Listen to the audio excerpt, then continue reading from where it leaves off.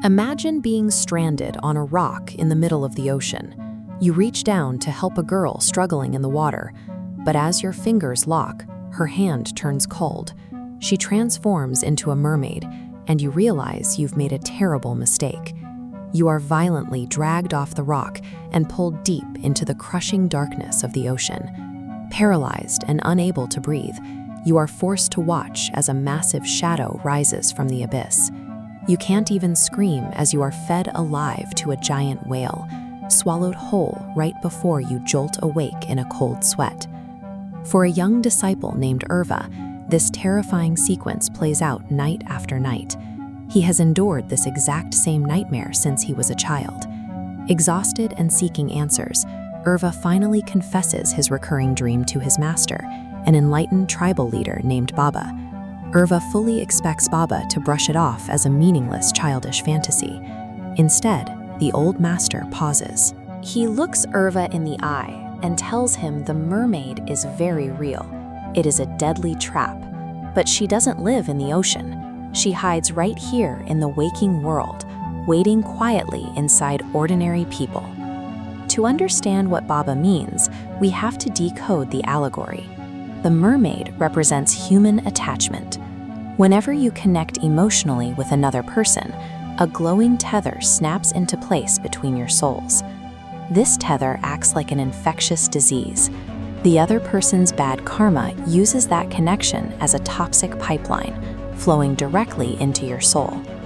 As we can see in this excerpt detailing Baba's teachings, the infection triggers through 9 specific emotions: joy, sadness, anger, fear, pity, disgust, expectation, surprise, and trust. Experiencing any of these establishes the channel. Irva points out the obvious flaw here.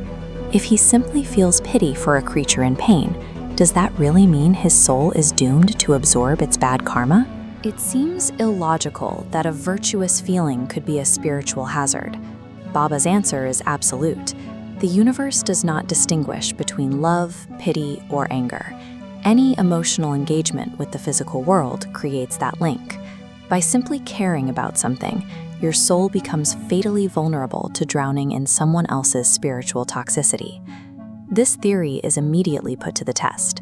Later that morning, Baba, Irva, and 2 companions head out into the jungle for a routine honey hunting expedition.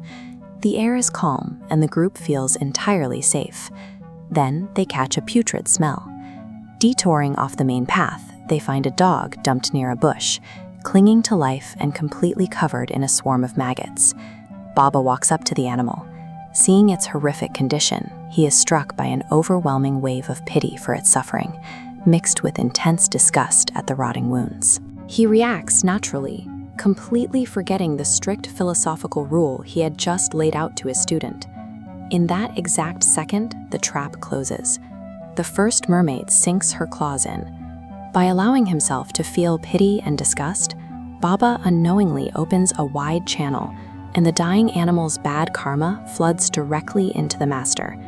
The highly enlightened leader of the tribe is now infected by the very trap he spent the morning warning his student about.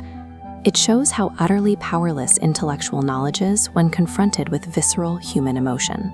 Because of the sudden, massive influx of bad karma, the world around Baba immediately begins to break down. Only moments later, his 2 companions suffer a terrible, devastating accident while climbing a nearby tree. Seeing his friends lying motionless on the ground, Baba panics. He is gripped by an intense, overwhelming fear for their lives. This fear acts as the second mermaid, creating another attachment that deepens his karmic infection. With his spiritual senses entirely breached, the master completely unravels. An unexpected monkey crosses his path, and Baba abandons all logic. He aggressively chases the animal through the dense jungle in a fit of pure, senseless anger, hooking himself to the 3rd and final mermaid. In less than an hour, the wise elder went from teaching profound cosmic truths to blindly shouting at an animal in the woods. 3 ordinary emotions, pity, fear, and anger, compounded so rapidly that they completely stripped away his enlightenment. Exhausted from the chase and crushed under the multi-layered weight of the bad karma he just absorbed, Baba clutches his chest. He collapses heavily to the jungle floor, fully paralyzed by the unseen forces he let in. Urva stands there, watching his master fall. His friends are severely injured, the leader is unconscious, and pure panic sets in as he turns around, desperately looking for any way out of this chaos. But in this moment, he realizes he is not alone. Leaning casually against a nearby tree trunk, entirely unaffected by the tragedy unfolding around them, is their immortal guru, Lord Hanuman. Hanuman points out a crucial fact. Baba chased the monkey right past him, but couldn't see. The bad karma Baba absorbed acted as a thick veil. It literally blinded the infected master from seeing the divine presence standing right in front of him. Urva is terrified that his master has permanently fallen, but Hanuman reassures him. Baba hasn't failed. He had flawlessly protected the tribe from these karmic mermaids for 41 years. His spiritual guard only dropped today because of sheer exhaustion upon seeing his guru finally return. Looking directly at Lord Hanuman's explanation in the source text, a stark reality is revealed. Even if Urva physically bandaged his friends and woke his master up, it wouldn't solve the core issue. The memory of the trauma would remain, altering their future actions and leaving the karmic stain perfectly intact. A simple fix isn't enough. To save the tribe from the mermaid's effect, we must completely undo the damage. Through divine intervention, the events of the last hour, the disgust, the fear, the anger, are wiped entirely clean from the timeline. In an instant, physical reality resets.